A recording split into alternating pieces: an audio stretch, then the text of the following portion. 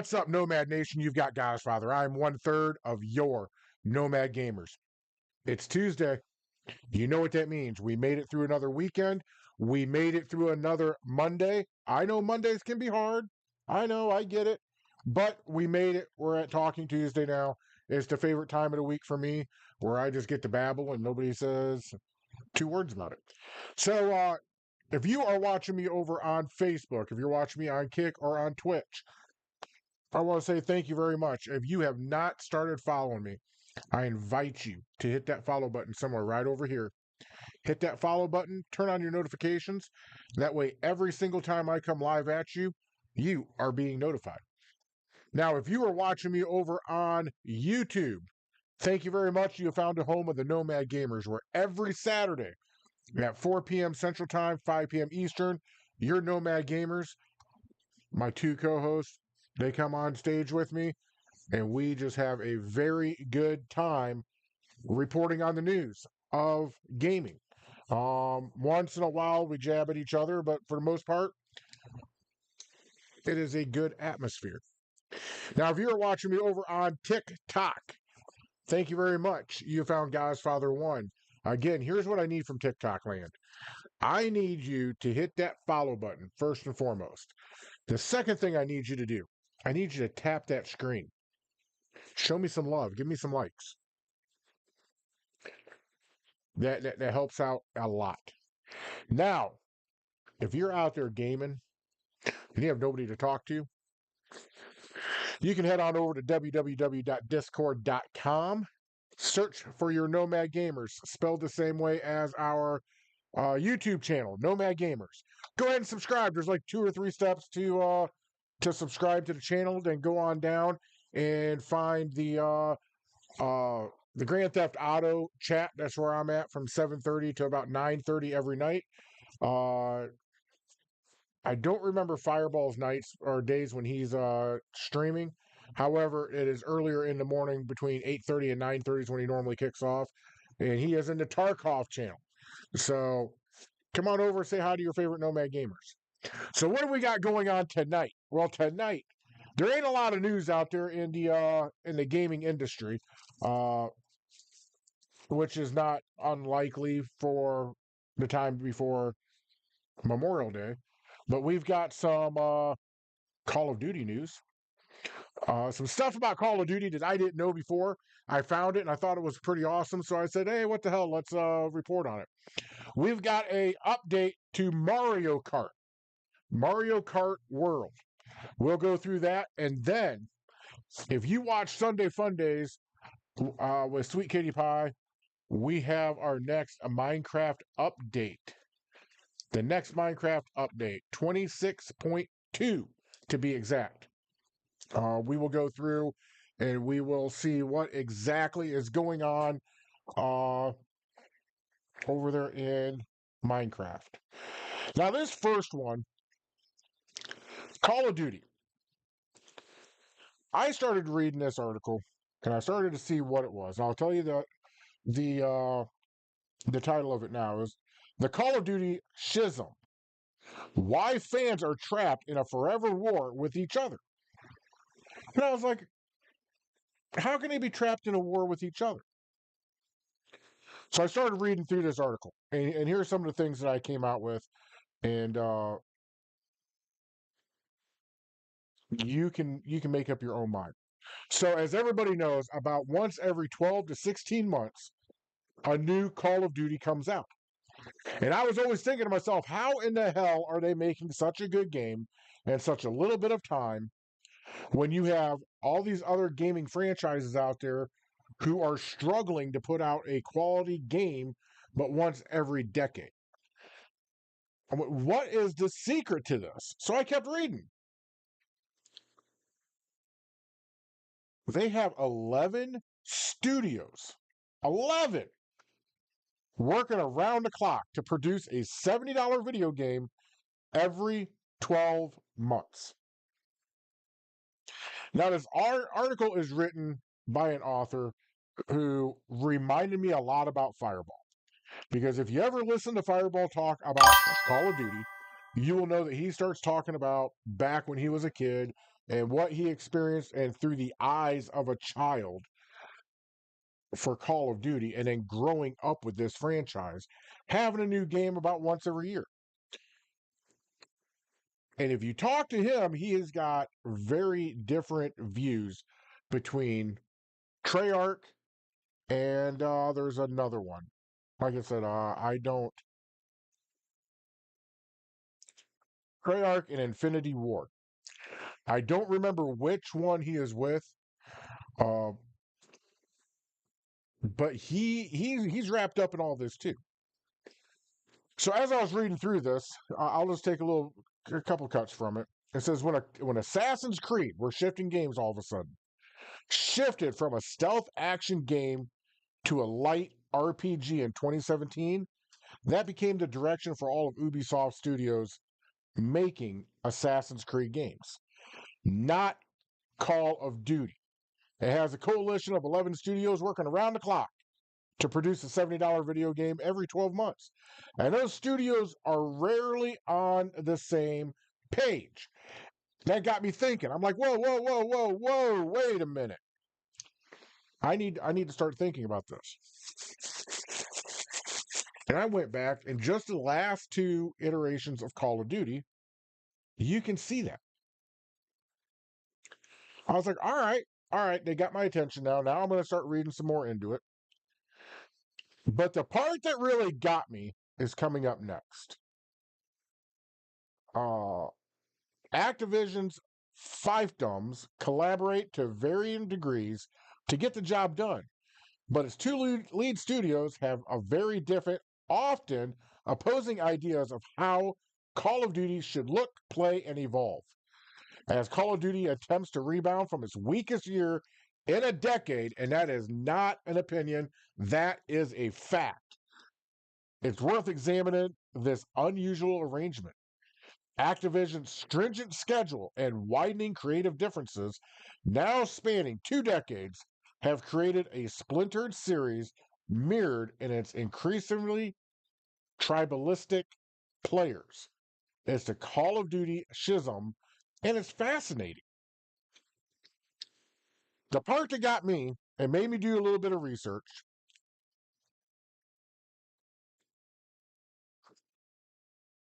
was when they called it. Oh, let's see if I can find it real quick.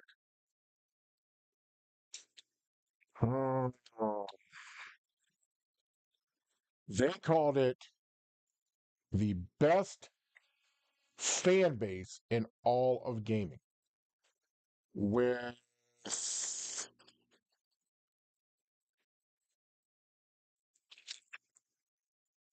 oh hell, where'd it go? They cited a number, and I don't remember what that number was, and I can't find it, and I'm not going to bore you with me reading through this whole article. But I was like, wait a minute, that can't be right. You have got other games out there who have a hell of a following behind them. And then I got to thinking, what about Grand Theft Auto? And I'm like, yeah, maybe. But the numbers go up, the numbers come down, the numbers go up, the numbers come down. And then I thought, what about Red Dead? Nope. I remember when me and Chungus were talking about that. That's bottom of the barrel, even by my standards. I'm like, what about Fallout? Nope. Fallout doesn't either. So then I was like, wait a minute, I know now. But I had to do some research. Is Activision the same company as Activision Blizzard? When I went back and I started looking at who owns World of Warcraft, my answer was given to me. It is, in fact, the same company. This is where I differ from most authors when I'm reading news about the video game industry. These guys say it's the best fans in the video game industry. However, if you look at their numbers, they are not immune to the video game numbers. The video game numbers I'm referring to is when the game releases. Look at Ark. Look at Battlefield 6. These games soar. They start leapfrogging each other for the best selling of all time. But then their numbers crash. They come back down to a reasonable number. Let's say 40,000 to 400,000 in a 24-hour sitting. Okay? I know that's a big number, but it's easy for me to remember. Now let's take that and let's look at what is the consistent number. I'm not talking about how many play in a 24-hour period. What I'm talking about is how many of these players play on a consistent basis, week to week to week, year to year to year. And when I got to looking at those numbers, where Call of Duty falls off is because they have a new game every single year. So those numbers are skewed. So even if you like the Call of Duty series, even if you are in one of these two tribes, you still can't call them the greatest fans in video game industry. You just can't. I didn't even include Mario in that because Mario would fall into the same category as Call of Duty. But you need to go back and you need to look at who owns them. Activision. Activision owns World of Warcraft. And if you look at their numbers, if you look at the numbers over time, not 24 hours, not weeks, but months, you're going to see that they have a higher player count per month, per year, than most other games ever would ever think of. And why is that? Well, it's very simple. In World of Warcraft, there are things that will take you months to achieve. You want to reach the top level? You want to reach level 80? That's going to take you at least 60 to 90 days. At least. And that's if you're a casual player. And don't get me wrong here. There is a casual player to WoW. But if you don't catch yourself, you're going to turn from a casual player to a serious player. Then you're playing every single night. You're playing every minute of your free time. So when I see these numbers that Call of Duty is spitting out, when I see them use, they have the best, the best fan base in all of video games. I tend to call it BS because you've got other games out there that are whipping them, but over a longer period of time. They don't need a new game every year. Now, yes, with Call of Duty, or not Call of Duty, World of Warcraft, Elder Scrolls, Final Fantasy, Fallout 76, all of these games out there where some are free, some you got to pay to get onto. They do see their spikes when a new DLC drops. They do see it. It's not that large of a spike because instead of drawing back thousands upon thousands of fans, they're drawing back mere hundreds. Why? Because they are retaining the majority of their players. Now, on the flip side of that, when they lose a player, just like I've said with all video games, you lose that player. Chances are very good they're not going back. So that was my big heartburn about one of the parts about this article was when they used that term. For the argument on which camp is better, the Infinity Ward argument, fans of Modern Warfare believe Infinity Ward games, they look better, they sound better, move Call of Duty forward, are more grounded and mature, and produce standout campaigns. Now, I am not a Call of Duty fan, so tell me in the comments, is this right? Which camp are you falling into if you're a Call of Duty fan? I'll have to tag Fireball in this and find out what camp he falls into. Treyarch or Infinity Ward. Let's go see if they here's the Treyarch argument. Fans of Black Ops enjoy that Treyarch games have faster movement, longer time to kill, 3-lane multiplayer maps, better campaigns, zombies. Knowing Fireball, I think he's in the Treyarch camp, but I think he loves that game so much that he could probably interchange between the two. If I was a Call of Duty fan, I would probably be a little bit in both of these. I would go for the looks better. I'd go for the sounds better. I'm always for moving a game forward. The grounded and mature part sounds more down my lane. And the standout campaigns. The content. I am also for faster movement. I want to be able to move. I am not for longer times to kill. If I shoot you 3 times, I'm expecting to drop you. 3-lane multiplayer maps. I don't have a lot of experience in that, so I can't say one way or the other, and I'm not going to. Better campaigns. Again, content. If it's great content, then I'm all for it. And then, of course, I am for the zombies. Those zombie games in the Call of Duty, they are absolutely, utterly amazing. They irritate the living daylights out of me, but they're amazing. Now, he goes in and he starts, I'm talking about the author here, and he starts kind of bashing on the Treyarch people and saying how they skew the lines of hardcore gaming.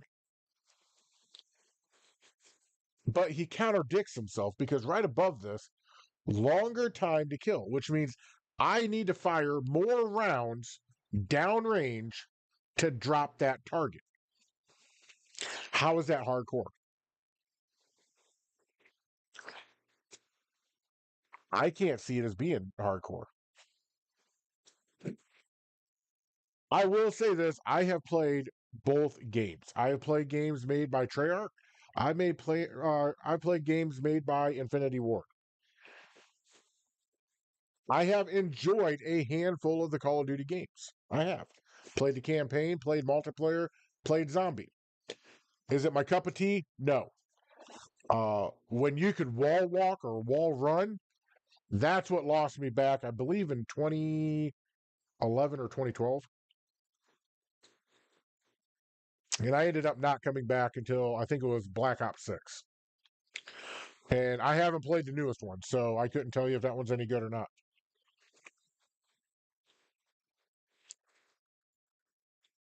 The one thing about the Call of Duty having those 2 main studios and the 9 others out there supporting them is there is an imbalance.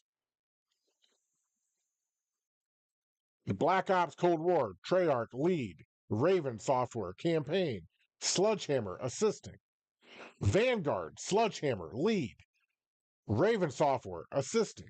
Modern Warfare 2, Infinity Ward lead, Sledgehammer/Raven assisting.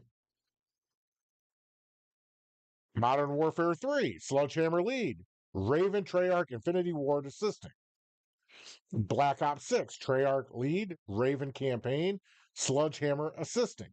Black Ops 7, Treyarch and Raven co-lead, Sledgehammer, Infinity Ward assisting.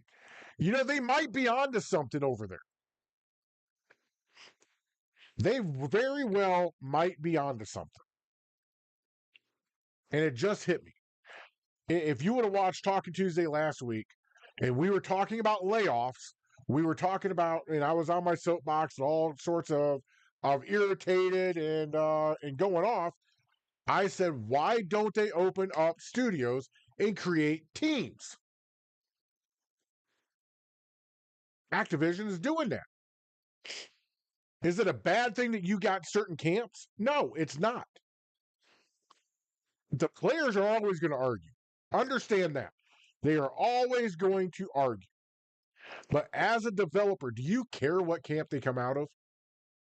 They're going to buy your game that's made by Treyarch to compare it to the one made by Infinity Ward, to compare it to the one made by Sledgehammer, to compare it to the one that Raven made.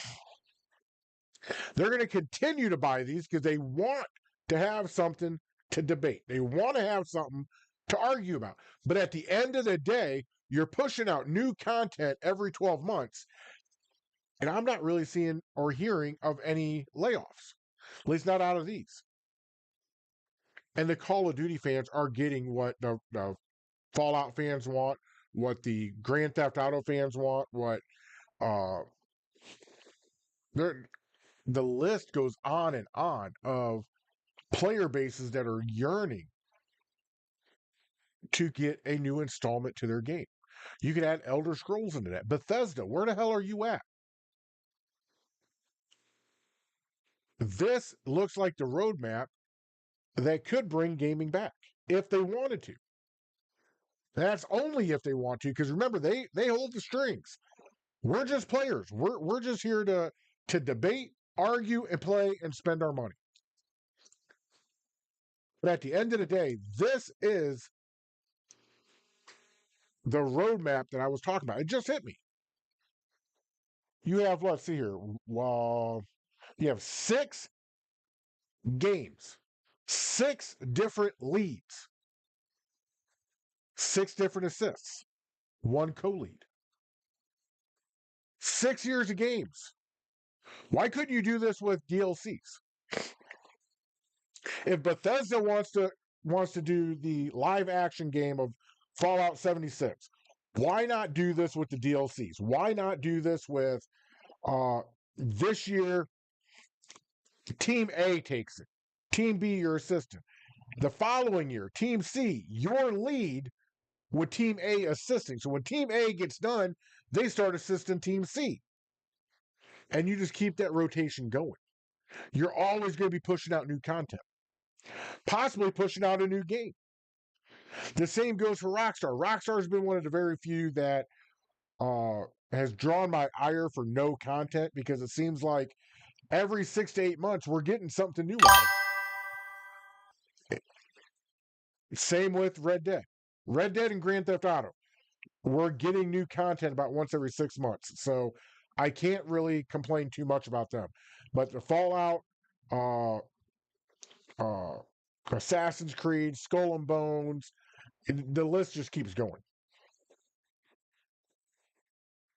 I haven't played the Final Fantasy. I think it's 14, maybe it's 16. That's on completely online. It looks just like Fallout 76. Haven't played that yet, so I don't know if their DLCs come out as frequently as or infrequently as everybody else in the industry. But this article is amazing. I'm gonna have to bring this up during Nomad Gamers and see what they think about what I just said. All right, we are moving on to I think one of my favorite games. But before we move on, I do want to hear from you. What camp in the Call of Duty franchise are you in? Treyarch or Infinity Ward? I want to hear. And why are you in that? Let me know why. I'm generally curious. I want to be educated. As from a gamer, what makes them better? What makes the other side not as good? And then you got to tell me, are you only buying games when they're made by Infinity Ward? Or are you buying the ones from Treyarch too?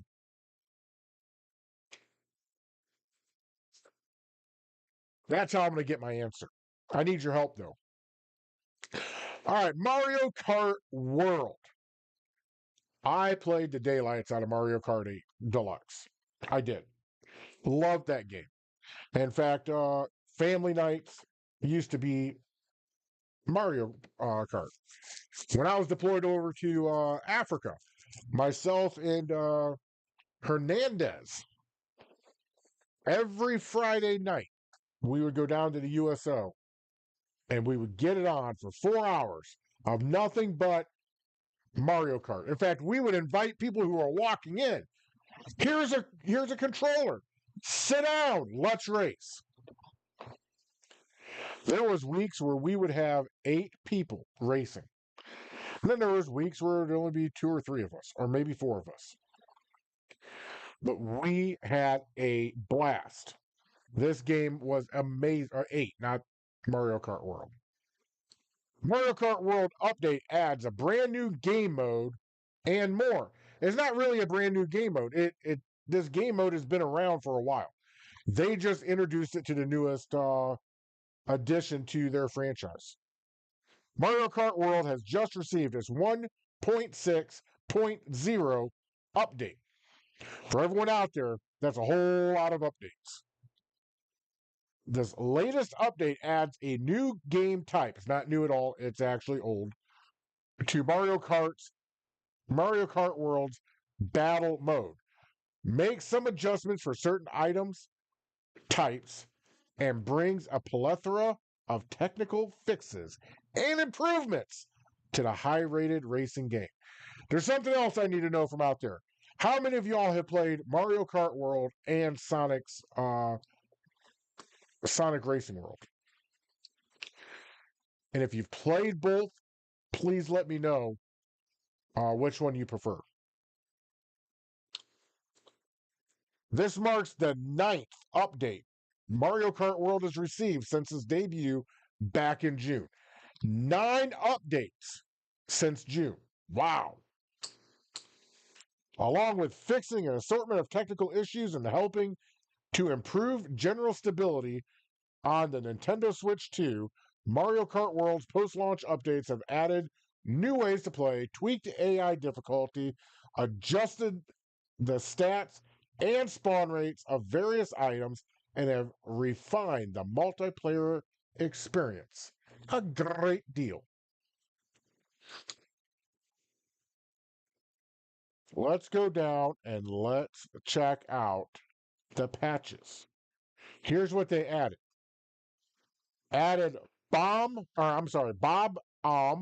Blast as a battle mode. If you remember, that was in Mario Kart 8. You can have up to 10 bombs on hand at a time. The distance that you can throw them depends on how long you hold the L button, same as Mario Kart 8. Adjusted the performance of Bullet Bill, increased their range on lateral movement. It is now easier to follow a shortcut route immediately after using Bullet Bill. That's a good thing too. Increase Bullet Bill speed on parts of Bowser's Castle, Starview Peak, and Rainbow Road courses. Rainbow Road is the OG of Mario Kart.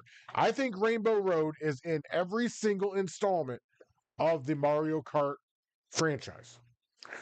If it isn't, let me know in the comments on which one failed to have a Rainbow Bridge or a Rainbow Road. I'm sorry. Adjusted the performance of the boomerang. The boomerang's a bad, bad weapon.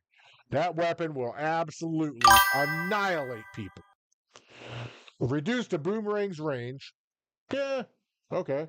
Reduce the number of consecutive throws allowed. I think in 8 it was 3. Adjusted the probability of items that can be obtained from the item boxes during races. That was the one thing about Mario Kart 8 I didn't like. I haven't been around Mario Kart World, so I can't say if it does, can't say if it doesn't. But when you were in first or second, mainly first, when you went over an item box, you would only get coins. Coins do you no good when you're dodging bombs, when you're dodging banana peels, when you got red shells coming at you, green shells coming at you, when you got all of this stuff coming at you. By the way, thank you, Mason, for the like over on TikTok Live. When you're in first place and you are hauling ass and you're trying to defend, the last thing you want to see is coins. Now, of course, you can't defend against the lightning bolt. You can defend against the blue shell. However, you have to have the horn. Again, it goes back to, do I want to use the horn to get rid of a red shell? Or do I want to eat the red shell, get back into first place, save that horn for the blue shell that might be fired at me right before the end on the last lap? Which one do I do? There's so much strategy that goes into that race. It is ridiculous. Adjusted the invincibility time after spinning or crashing during a race so that it varies depending on the character and vehicle. This is one of those that would get very funny very quick. If you're in first or second and someone blasts you with a red shell, you spin out, go to the side of the course, or you're just going back and getting past. Some people were able to time it just right that when you did that last spin, they'd fire another red shell at you and spin you out again. So instead of being in fifth or sixth or seventh, now you're all the way back in eighth and the entire pack is gone. So that might be a good thing. The heavier the weight, the longer the invincibility time. That it was sorely needed in Mario Kart 8. It was. The heavier people, it took us a little while longer to accelerate to get up to speed. And we had our rear ends out in the wind, flapping, and just getting hammered left and right. Made it so that you won't get crushed by things such as thwomps while spinning or crashing. That is actually, I like that. And I don't like that. I like it and I don't. Depending on if I'm the one getting crushed or if it's my opponent getting crushed. If it's my opponent, whatever. I'm gone. If it's me, I'd probably like this. It is now possible to be hit by lightning and spiny shells immediately after being crushed by things such as thwomps. I don't know if I can get behind that one. Man, that's ooh. And Mario Kart World has now 12 racers. I don't know, man. You get into a race, you can get hit by lightning, you can get hit by a spiny shell, you can get hit by a squid, you can get hit by a whole assortment of things. Bang, bang, bang, bang, bang. And to the point where it's almost impossible to be competitive in the race. This one here, I don't think I like. I don't think I like it at all. Made it so that things like bombs and bananas don't bounce on top of the vines on ivy piranha plants. I can get behind that one. All right, I can get behind that one. As long as they still give you the chance to be very sneaky with your weapons, I can get behind that one. When playing single player or 1P during online play and wireless play, up to 2 warnings will be displayed when items like red shells or spiny shells come from behind. I don't ever remember getting a. I do. It would keep flashing that there was a red shell coming at you. Okay. That one might be up in the difficulty a little bit, but if you're a good racer, you should be able to handle it. Shorten the time until the roulette stops to determine the course in online play and wireless play. Okay, I can see that too. You just want to get to racing. You don't want to be sitting there for all the like 30 seconds waiting on your race. All right, here's all the fixed issues. Fixed an issue where the starting position would sometimes be incorrect. Fixed an issue where cows and other creatures that appeared through Kamak's magic would fall through the ground. That would be hilarious. I wouldn't be able to race because I'd be laughing too hard. Fix an issue where the display of the Wiggler that appeared through Kamek's magic would sometimes be incorrect. Fix an issue where Thwomps or Rocky Wrench would appear in Airship Fortress or in the cannons in the race leading to Airship Fortress. That would give you a heart attack. Fix an issue where the character would sometimes disappear from view when looking in the rearview mirror after using a Mega Mushroom. Ooh! Fix an issue where you could not return to a point before the Ivy Piranha plant when using Rewind after transforming into a Bullet Bill. Fix an issue where the item slot would not display correctly after using Boo and returning to free roam. Fix an issue in the Knockout Tour where players who pass through a checkpoint after the first place player had already reached the goal would not be eliminated, even if the rank was outside the predetermined cutoff. Well, they fixed that one, didn't they? Fixed an issue in time trials where the display of stat tires would sometimes appear incorrectly. How do you know if the tires are incorrect?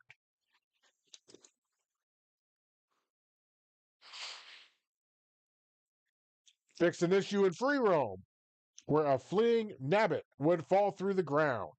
Fixed an issue in events where the scores were not displayed on the results screen during practice. Ashley, did they though? Did they what? It sounds like you've got some inside information, so spill the tea.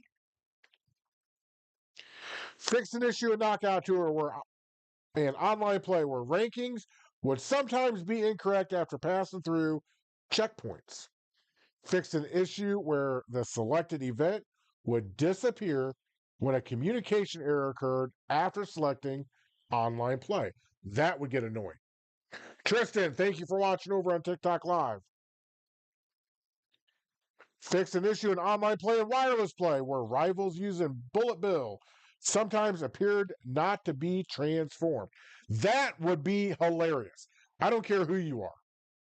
That would actually probably be very hilarious to watch. The amount of fixes, and I'm not going to go through them all because there was like 30 more. The amount of fixes is crazy. Like, I don't remember this many fixes in Mario Kart 8, but from what I hear, Mario Kart World is that much larger than Mario Kart 8 was. All right, so how many of you out there catch Sunday Fun Day with featuring Sweet Kitty Pie while we're playing Minecraft? If you haven't, you need to. The next Minecraft update release date will bring chaos to the Sandbox game. Mojang Sandbox game pivoted from the one large update to 4 smaller drops per year over 2 years ago now, with the second game drop of 2026, Chaos Cubed. Minecraft will get new blocks, a new area, and more. The next Minecraft update is the first one since the changes to the naming format that was introduced with Tiny Takeover. So it's now known as 26.2. The update will be released in late June of 2026. New Minecraft update features. The new Minecraft update adds new blocks and a new underground biome, and the details were teased during the March 26th or March 2026's Minecraft Live. I'm not quite sure I see a difference here, but because I see some of the snippets from it. Sulfur Caves. The Sulfur Caves will add a new area to your underground exploration located in the overworld, but beneath the surface, the Sulfur Caves will add a new aesthetic as well as several new blocks. The sulfur caves will be dotted with red and yellow blocks. More on those later. As well as sulfur pools. These pools are bodies of water in various sizes, but watch your step near them. They may look inviting, but thanks to the sulfur leaking beneath their surface, these pools will inflict the noxious effects, sending you dizzy. Sounds pretty cool, actually. Cinnabar and sulfur. These two blocks can be found in the sulfur caves mentioned above. Each of them can be crafted into various forms of building and brick blocks, meaning a town of brightly colored houses will soon look more eye-catching than ever. The Sulfur Cube. The Sulfur Cube is one of the main events for the Chaos Cube drop. I've not seen anything like it in Minecraft so far. The Sulfur Cube will absorb other blocks, whether they're near to it or because the player has fed it. I'm sorry. Let's see. If the sulfur cube consumes a wood block, it'll act like a cubic ball. But if you feed it some ice, it'll slide around. Mojang has yet to confirm a full list of the blocks that the sulfur cube can consume. But with things like slime balls or fire charges existing, we're sure there'll be some wild combinations to explore. This could get very fun on Sunday Fun Day. That is amazing. Minecraft, you did it again. I had just complained that you were kind of sitting on your heels and you go and do this.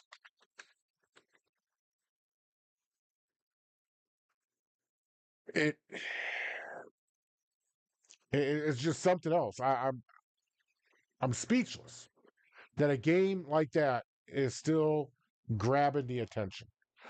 One last thing before we go, I am going to look and see what is the new features on Grand Theft Auto Online this week.